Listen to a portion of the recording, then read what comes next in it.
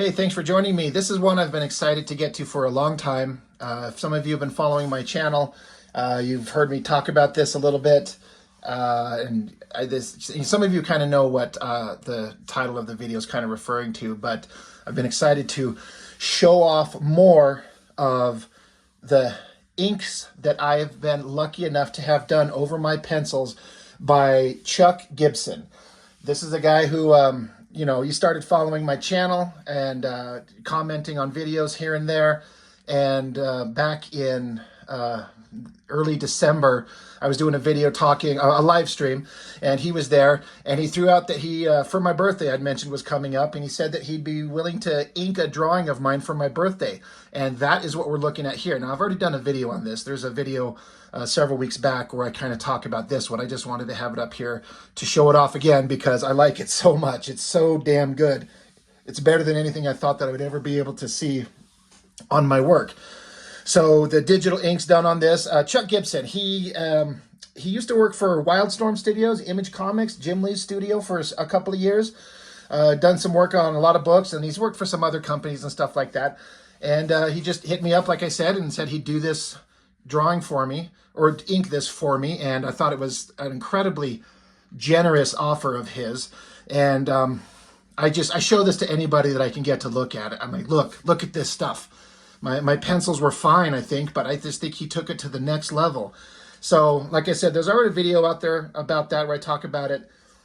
And so not long after that, I did a video right at the end of December, right at the beginning of January, where I was going over several pages of the current, in fact, at the time I was going over every page that I've done for my current He-Man fan comic that I'm doing. And I was just showing where I was at the moment. And actually on my birthday, that day itself, I got an email from him asking, he said to me, send me some of these pages. I want to ink some of them for you. He was saying that the video that I put up showing the pages kind of were, I don't know, I guess I'm kind of embarrassed to say this, but he said they're kind of inspiring to him, kind of got his creative juices flowing. Chuck, if I'm mischaracterizing this, please say in the comments, but I'm pretty sure that's how you were putting it. And that's a very flattering and humble thing for me to hear that anybody would say about my work, let alone a guy who's worked with some of the bigger names and some of the bigger comics from the 90s. What do you say to that? Besides, holy shit, yes, please, thank you. This would be great. So I sent him a couple of pages, and that's what we're going to look at today. I've got 6 pages, I think, of inks. Again, he works digitally, and so what I've done is I've got the penciled pages here, and I went and printed out copies of the digital ink so we can look at them side by side, so you can see what I penciled and what he did on his inks. But I like to just have this one to show because I think it came out so dang well. The metal textures, the sharp, crisp lines, I don't know, just everything. So I wanted to have that to show up front. So this is the first penciled page. Now I did a little bit of inking here. I had to make this panel a little bit clear. I know what I had in my mind for this panel, and I think I probably could have chosen a better composition for it. It wasn't my best choice, but just for story's sake, not that it matters, but leading up to this, what was going on is that you've got this character, it's Fisto from the original 80s cartoon, the guy with the big metal glove. This town had been attacked, and the heroes stopped all the monsters that were attacking it, but the village had been partially flooded and partially on fire.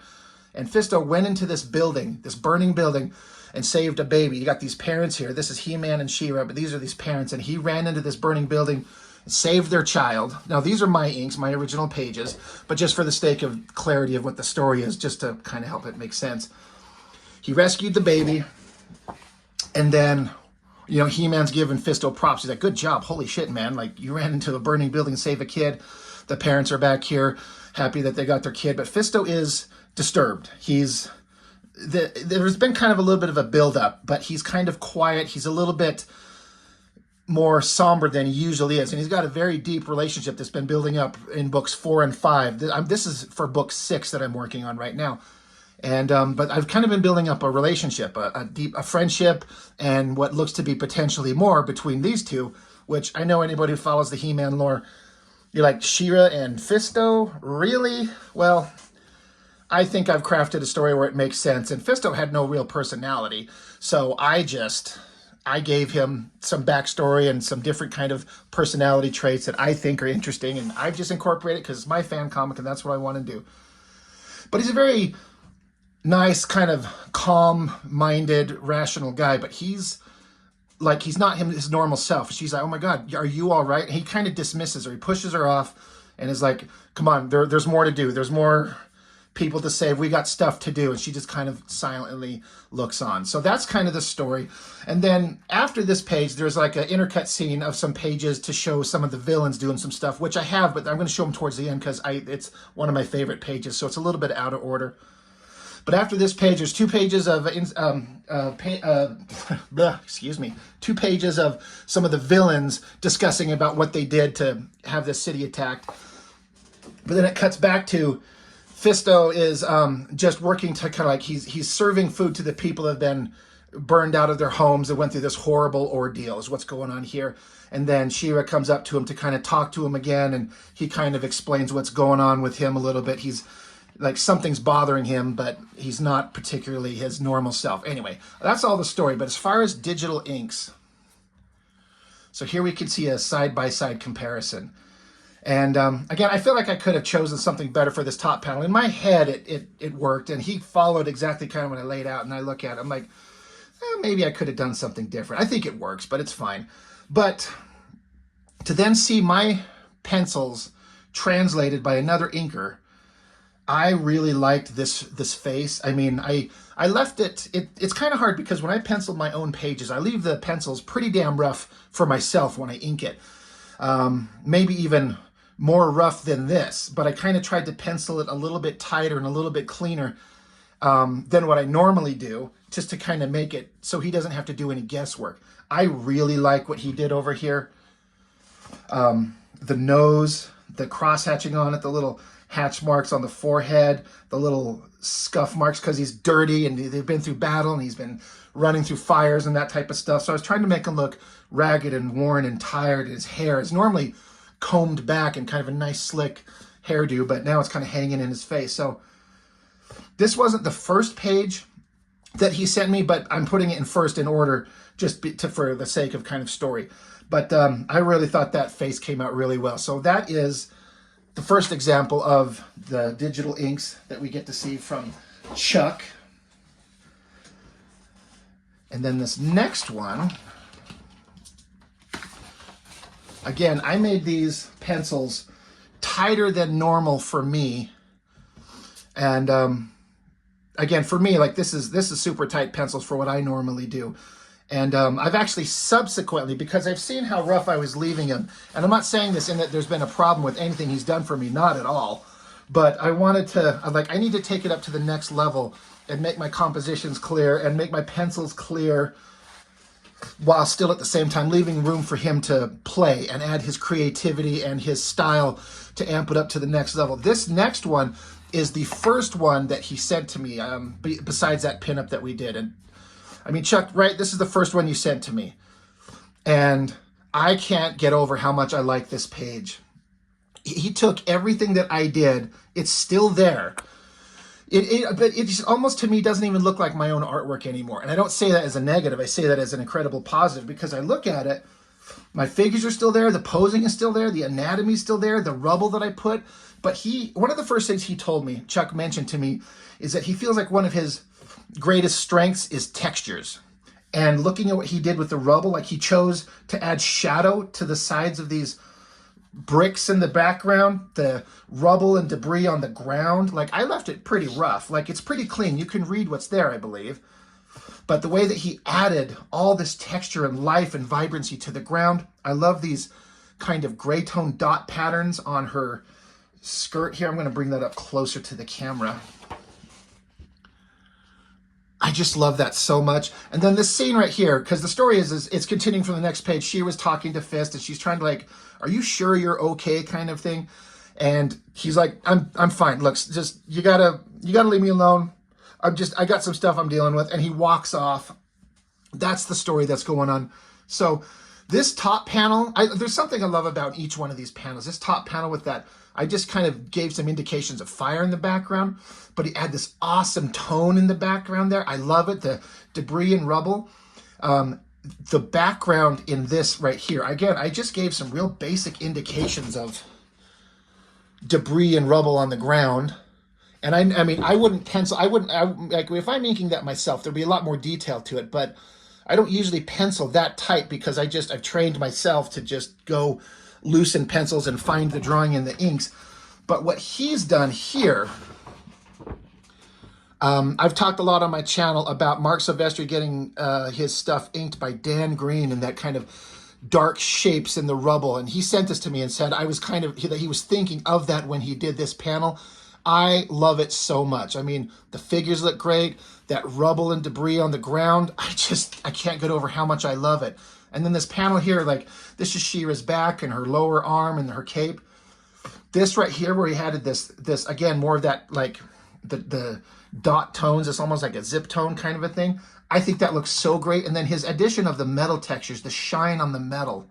I did some basic lines, but he takes and he adds his own kind of design and flair to it, and I think it's great. I think it's awesome how he kept, like, that's the figure that I drew, but he adds just a little bit of extra detail and design to it.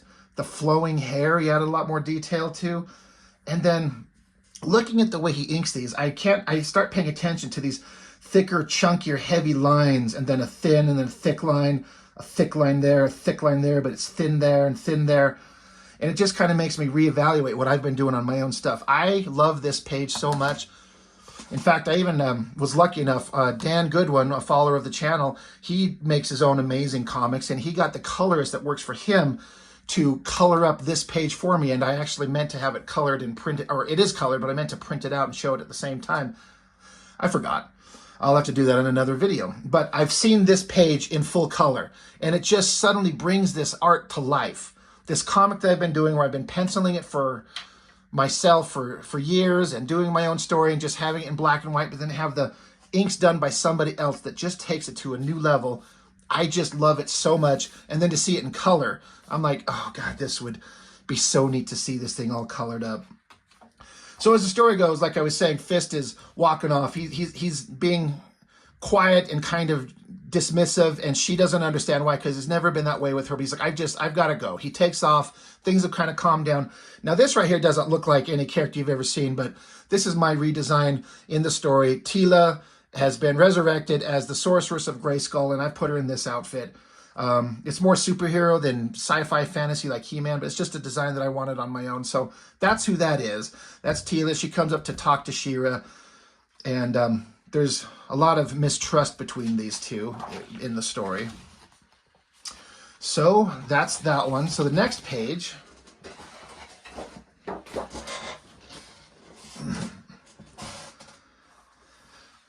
it's She-Ra kind of angrily talking to Teela, and she's trying to get her to calm down, and She-Ra's pointing a finger at her, saying that She-Ra doesn't trust Teela at all.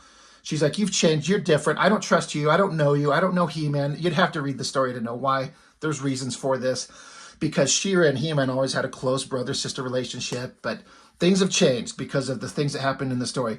And here is where She-Ra is stomping off, saying, just leave me alone, and she stomps off and leaving Teela kind of like surprised and kind of sad. So inks on this from Chuck. Again, taking the basic pencils that I left, and everything that I drew is there, but it's just taken to a much more defined level. He was telling me also that he's adding some different he's using some kind of textures to kind of experiment, because if I understand correctly, he hasn't done stuff like this for quite a while, and here this is an opportunity for him to kind of practice techniques and designs and styles and get his workflow going again, and just do something like this that he hasn't done in a while. And so there's different kind of like ways of rendering on the hair, but I like the way he did all these cloud shapes. And on this right here, this drawing of the inks on She-Ra down here, I love, let's see if I can show it without the shadow, the kind of zipatone looking gray tones on her outfit there, and the dot patterns on the metal texture. I love it so much. I think it looks so great. So another kind of interesting, or you can see what I did in pencil and what he did in inks. Every time I get these pages, I'm just like, gosh, these are just looking so great. It's like, I don't know what to say. So this next page, it's completely finished by me, but just for the sake of story, I wanted to leave it in there. She-Ra, you know, she stomps off, so it leaves Teela by herself, and He-Man comes up to her, because in my story, Teela and He-Man have gotten together. They're now a couple, and she's kind of sad that she was so dismissive of her and the whole thing that's going on in the story, and He-Man hugs her, gives her comfort, and then we cut over to Fist. Like I said before in the previous page, he kind of went off on his own. This is maybe a couple hours later. He's off in the forest, away from the city. Everything's kind of calmed down. Everything's kind of chilled out for a moment. So he's here, and I did this forest scene. This is a bird's eye view looking down. You got the waterfall, the trees. Fist is down here. He's got his battle harness off and just his bare skin. You know, he's at the water because he did get kind of hurt, but he doesn't want to show anybody that he's kind of struggling. So this page right here, he's walking away from the waterfall. He's leaning up against a tree, kind of lost in thought about how whatever it is that's bothering him. Now, I'm not going to say what it is. There is a specific thing that's troubling him because he hasn't ever shown anybody he's got any kind of trouble. He's always been kind of a, in my book, kind of a confident, well-balanced leader. But he's wavering for the first time, but he's doing it by himself. So he's leaned up against a tree, and then in the background, She-Ra is coming to see him. So this one, the inks by Chuck, is one of my favorites. I just see how basic I left the backgrounds in this waterfall, so to speak, and everything that he added to it. And then the way his ink lines, again, I've mentioned this before on those other pages, but that thick line and then a thin, almost a broken line. In fact, if you look up real close, it almost is. I like that. I see that in Dan Green's inks on Mark Silvestri a lot. It's like a thick, chunky line that stops, and the next line starts, but there's a little break in it. You know, broken line and suggestion is a way to kind of think about the ink work on some people's stuff. And I love it. I think it just works. These big, thick lines, the cross-hatching, and the way he enhanced and amped up the anatomy, the muscles. Like, it's still there in every way that I drew it. And I'm like, God, he's really ripped. But that's what these He-Man characters are. If you've seen the action figures for the classic Masters of the Universe figures, every dude is a hyper jacked, like, super bodybuilder guy. And that's superhero comics for you, too. I was worried that I didn't make this.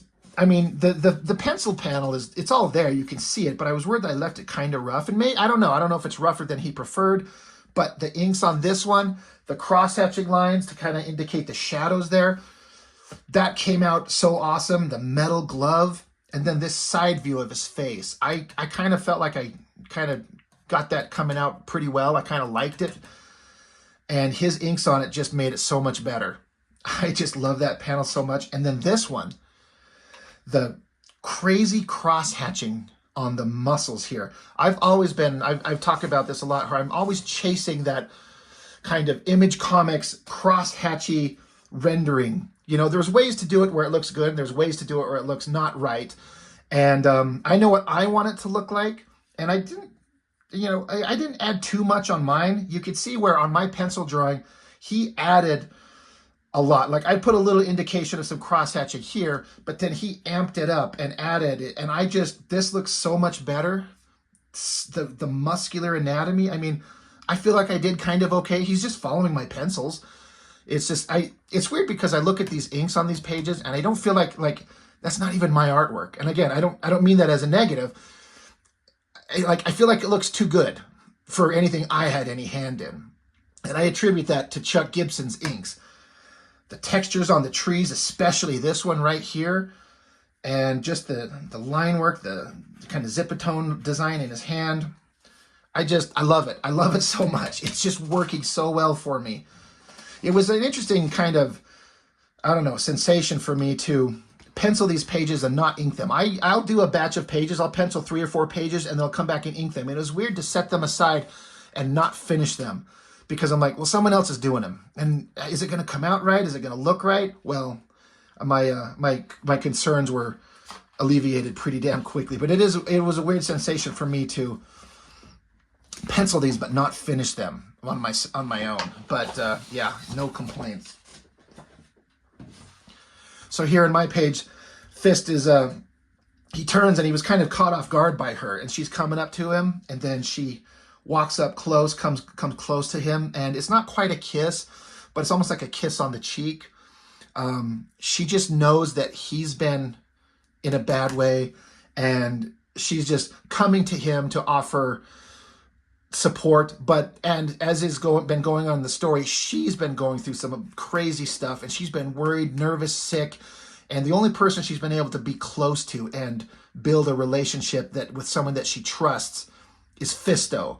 And it's honestly, if you've been reading the books, there's been like a romantic hint building up to it. Well, it's coming to fruition here. So that's my pencils. And then the inks on it. Again, it's just more of the, like I was saying before, taking everything that I had there, like the shading on the tree, the texture, the hand, which I think he made look better than what I had, the look, the expression on his face, the textures in the background, the cool inking on the figures. I like the details on this one right here. And I really like the women's faces. I really try to, I'm trying to make them look as attractive as I can, and you can really goof up a woman's face if you throw a line in the wrong area. And I was really kind of happy with this side profile, and I feel like he nailed it. I love the flow of her hair. There's a softness to it, and in their interaction in this, which I like. I think it just came out so well. I love it. So another page of just great inks. I'm just so excited for that.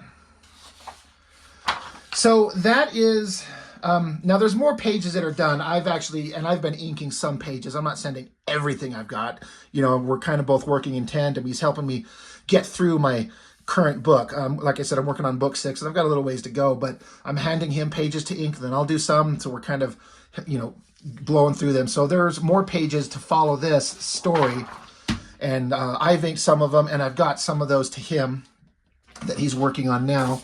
So that's kind of the end of that particular momentary storyline right there. Now this is leading up to one of the best ones. Now this is a page that obviously I finished. This is my inks. What it is I was saying how before there was a scene where there's going to be a break with the villains showing like their kind of conversations with each other, with what's going on with them before we get back to the heroes. This is that. So this is a shot of way up on the mountains. Like this is a mountain face in this silhouette here. And here's these two figures. You got this forest, and then there's this lake, these mountains in the background. This is the city that's down there that's on fire. And so this is Beastman and Shadow Weaver. And I penciled this, and I mean, I'm always hesitant to be like, oh God, I'm really proud of what I did.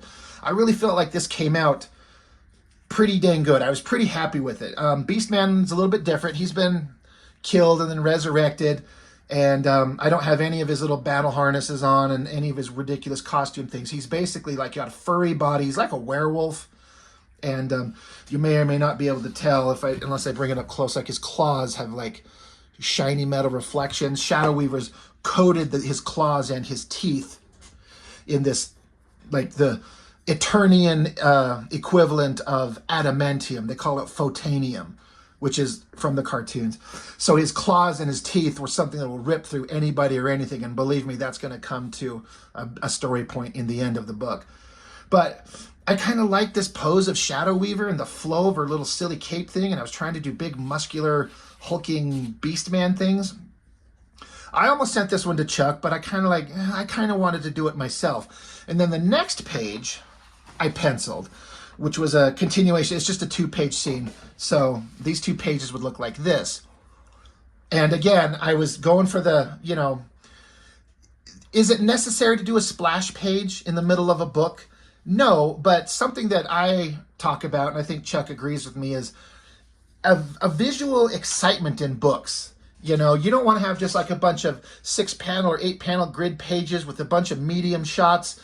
Like, let's wow people with the artistic design, the artistic factor, something to make you open that book and go, holy shit, that is awesome. The way that Joe Madureira used to, or does do it, the way that Stephen Platt used to do it, or Jim Lee, or McFarlane, or even Liefeld, like those guys sold you on the fun, exciting art. Now, Am I approaching that level? I don't know. I mean, I'm not a professional. No one's hiring me for any damn thing, but that's what I'm going for. That's what I'm trying to tell a story, but make it visually interesting. So it's this page, and then it comes up to these pencils that I did. And again, this is one of those pages where I was changing up my penciling. For as much as I was saying on some of these others, where like on these, where I said it's much more detailed and clear pencils than I usually do. I'm like, I need to push it even farther if I'm going to send these to Chuck Gibson, like a guy who's been inking for other people, better artists than I'll ever be.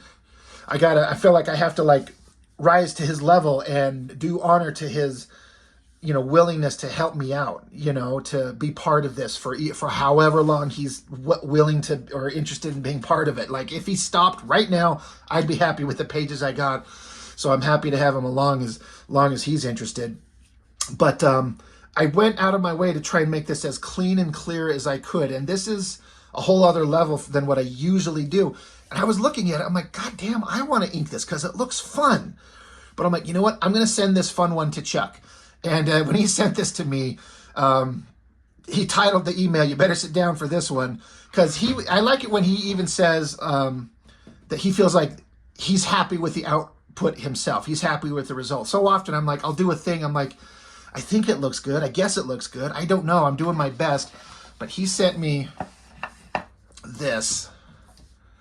And I'm like, oh, yeah. Yeah, it's better I sent it to him in every way. This page and the one under it are, I can't decide which one's my favorite. This is a splash page. The next one is a bunch of panels on a page. As far as splash pages, I mean, I tried to make it as visually interesting as I could, but he just took everything that was there and just amped it up. And again, just looking at the inking, that really makes me reevaluate how I do it. And I've even tried to start incorporating some of those thick shapes, like here, how it's a thick line, it goes into a really thin one, then a thick shape. What I like is, if you watch my channel, you've heard me talk about how I know a lot of people do digital artwork, and again, Chuck does digital inks, but I only ever want to do physical artwork. Like, I'm always going to be drawing with pencil on paper. I don't see that ever changing. And I've seen a lot of digital artists do work where it's instantly recognizable as digital. And then there's some people who have the ability to make it, in my opinion, look like it's done by hand. And that's what I see in Chuck's work. These lines on here have such a natural kind of organic flow to them. Especially on this Beast Man here. I almost said Beast Master. This Beast Man down here. I mean, again, he took everything that I did with this muscular, dropping things, with this muscular body on Beastman and the kind of the lightly penciled, furry kind of textures, and he just took it to a whole new level. The shiny reflection on his hand there. I was like, man, it looks so good to me. I'm so happy with this. This is one I'm going to see about getting colored. Like I said, I wanted to ink this one, but I'm like, no. After I saw this, I'm like, no, this is the best version of it. I think it just looks fantastic. Like, I kind of want to have it on the back cover of the book maybe, but I already had something else in mind. I don't know. I'm not sure. I just want to show this off so many ways. And if I have it on the back cover, when I print the books, I can have it colored, because the cover, the front cover and the back cover both get to be either, it's the same price whether it's black and white or colored or not. So I might as well pay to have somebody color it. So I've got a decision to make. We'll see. But I hope that it looks to you the way it looks to me, just the way everything just come out here. It just looks so damn interesting. I just think it looks so great. Again, if I look at this, I'm like, that's not my artwork, but it totally is. Everything's there.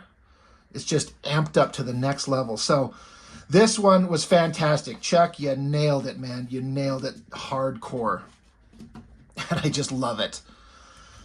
So the next one, like I said, is this is might be my favorite page that he's inked. So this is another one where I was doing a cleaner version of the pencils than I had on any of those others. What I started to do, let me see if I can grab them right here, is I got some of this really cheap, like copy paper, really thin crap paper, but it's 11 by 17. And I'm doing like a blue line pencil on these. And then what I'm doing is then I'm doing a light box. In fact, let me find this one. I'm doing a light box on top onto a brand new clean sheet of paper so I can leave the cleanest possible pencils. Here they are. Here it is.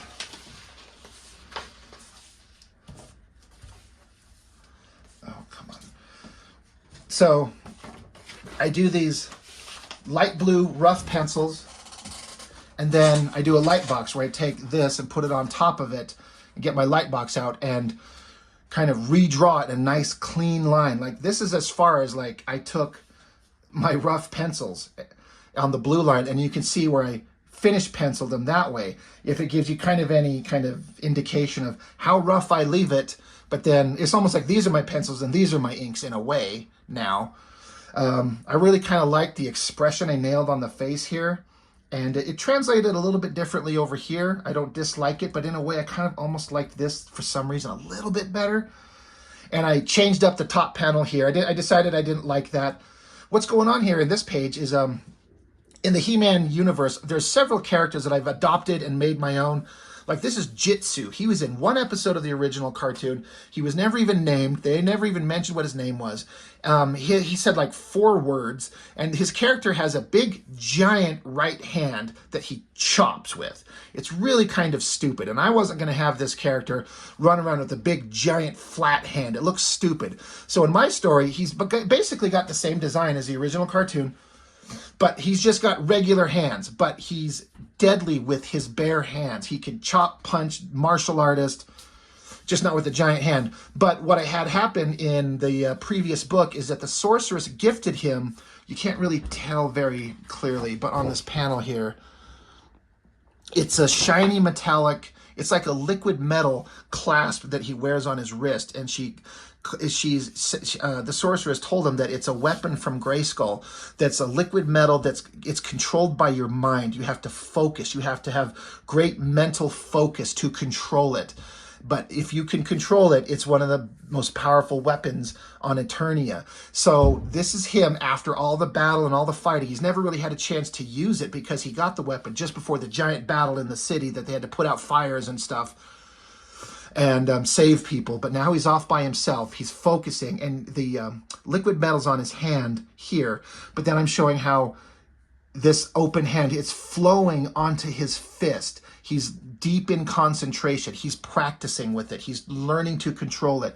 So I'm showing here where it's forming different kind of like it's forming claws on his hands, even Wolverine type 3-bladed weapons, a pointy one. And then it's just his hand where it's swirling, the liquid metal swirling around his hand. And then it's now swirling across both arms, covering him in this liquid metal up to his shoulders and swirling around, and just an intense focused shot of his face so to show that he's learning this weapon. And I penciled this, and I'm like, these are the cleanest pencils I've ever done. And I've sent him several other pages that are this clean. It's a whole new level that I've done. And I didn't think I'd enjoy doing it, but I actually have found a way that I do like penciling this way. But then he sent me these inks. And this is almost the epitome of everything that I've ever wanted this to look like. Everything I've done is there. Enhanced the shadows, enhanced the backgrounds. He really took the liquid metal and the little highlights and the glints that I added there and amped them up, added life to the oozing, flowing liquid metal, the claw, pointy hands, all of these things. This shot of the liquid metal flailing around him, his face here, the muscular anatomy, and then this intense, he referred to it as like, I tried to give him this intense like prison yard stare. I'm like, yes, exactly. That's perfect. I love this bottom panel. Like I thought I did an okay penciling job, but everything he brought to it, especially, well, I was going to say these 2 panels, but I'm like, but then those panels and just everything on this page. This might be my most favorite page that he's done so far.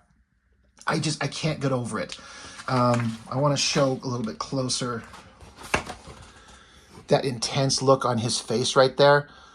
Like, God, it looks good. And now, again, all that swirling liquid metal. And then the ink work on this. Like, it has a natural kind of hand inked look to it. If you, I can look at these inks on the computer screen when I get them, and I can zoom in really close. And what I like is the brush strokes that he used. I don't know anything about how this stuff works. You can't really see it, and I'm sure not through the camera, but not really on these printed pages. But the brushes that he uses have like a rough edge to them, like a real ink line would have. And so I think that contributes to the natural look. Now, there's some places, not necessarily on this page, but where some of the background textures, you can tell it's kind of a digital thing. But all the ink lines on these, it looks like, to me, as close to an organic hand-drawn line as I think you could get. And that's what I like. I like it so much. So this page here, I just love. I can't get over how much I love this.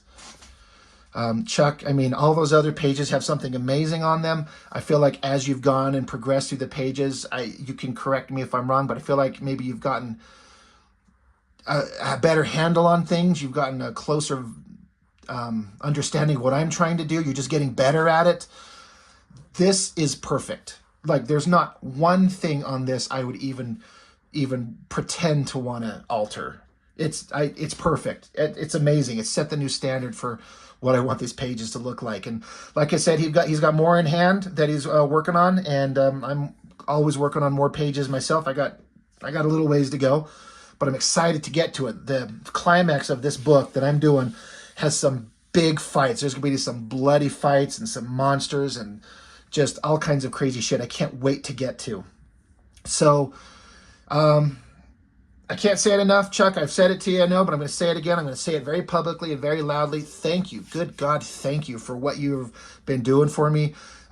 Just to have a guy with your skill level just be interested in working with me. Like, I've said this before, if 17-year-old me, who was collecting comics and drawing and just doing this type of stuff way back when, and all the dreams and aspirations he had, if you would tell him that down the road, way down the road in the future, you're going to have a guy that's inked for Image Comics, who's done work over Jim Lee and several other amazing artists. He's going to be interested in working with you on your stuff. And this is what it'll look like. If you were to show this to me, my early teenage me, the crap I was doing as a kid, and show me this, I'd be like, there's no way that's me. That's no way. I still have a hard time believing it. So I feel like I'm trying to bring my skill levels up. I feel like I'm getting to be the version of myself as far as an artist that I always kind of hoped I would. I mean, again, I still got a lot to learn. There's no, it's like, oh, I've made it. Like, no, I got a lot to learn. I still have plenty of deficiencies, but man, this stuff, it just feels really validating. It's so great to see, and I'm so happy to have this opportunity, and I'm happy to share this with people. So, we're here at about 38 minutes into a video. I'm sure, I don't know, a lot of the artist-minded out there will probably find this more interesting than just the regular comic book crowd, but I want to show off and shout out Chuck Gibson's name as loud as I can. He's got a YouTube channel he started. He's got some time-lapse videos up there. I'll have the link to that in the description. Go check out his work. Go see what he's done. And, send him any props. Send in any positives you want to say. Put them in the comments. Go find his page. Go subscribe to his YouTube page. Go follow him.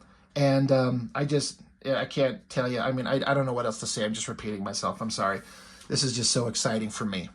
It's so exciting for me. So I guess that's it. That's all I've got for now. And boy, I'll certainly be showing off more as they come in when I've got a couple to show. It's very exciting stuff. And I guess that's all I've got for now. So as always, thank you so much for watching. And my channel keeps growing. I've gotten to the point where I'm getting haters. I'm getting people chime in and saying like they could only get 5 minutes into the video and I sound like a loser, and it's a loser channel with a loser video. I'm like, oh, I've arrived a little bit. I've gotten to the point where I got douchebags being assholes to me, and that means that's a sign of success. But, they say if you're not getting any haters, you're not reaching anybody. And so you know what? That's okay. I've got plenty of friendships and positive relations I've made with all of you out there, those of you who join the live streams and have conversations with us. Me and Jessica, when we're on those lives, it's one of the funnest things that we do. So this whole thing has kind of been creatively validating to have a YouTube channel that's working, more subscribers. I'm going to hit 2,000 before my 1 year mark. March 1st will be the 1 year since I did my first video, and I never would have thought it would hit 100 subscribers, let alone 1,000 or 2,000. But I'm going to be at 2,000 by probably the end of this coming week. It's so crazy how it's happening that way. And the friendships that I've made with all you guys on the Discord's channel, and getting to work with Chuck Gibson, like, holy shit, like, it's beyond description. So anyway, I'm just rambling. That's all I've got for now. Thank you so much for joining. I will see you on the next one.